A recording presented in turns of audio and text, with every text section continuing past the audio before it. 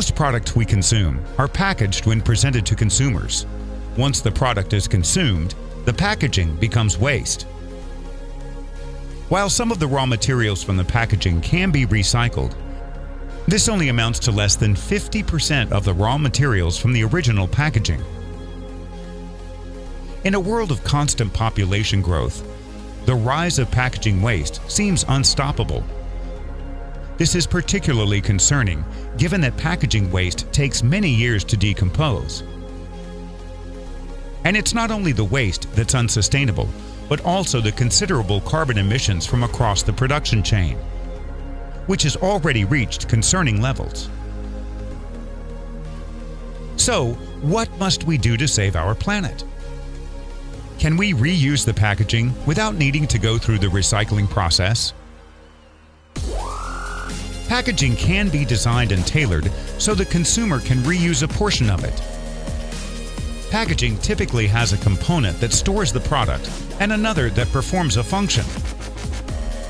The component with a separate function can potentially be reused by the consumer, while a portion of the packaging used to store and protect the product can still be disposed. A significant component of the packaging can remain useful. This could mean that we prevent 90% of packaging from becoming waste. Typically, the component that can retain a function is the more resource-intensive part. And when we design this specifically for reuse, we can more liberally invest into producing a higher quality component. Based on this rationale, we have devised the wasteless packaging system.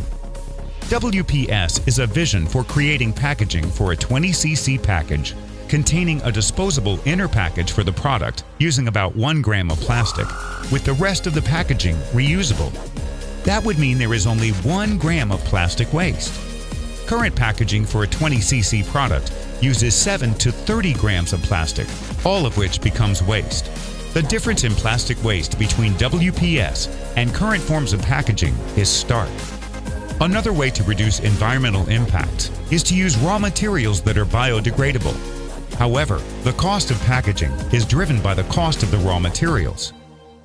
Today, the cost of using biodegradable materials is more than double that of non-biodegradable materials. This leads to the widespread use of non-biodegradable materials in packaging. WPS allows for the disposable part of the packaging to become drastically smaller, which will make it cost-effective to use biodegradable materials for producing the disposable component of the packaging. So, how can WPS be used?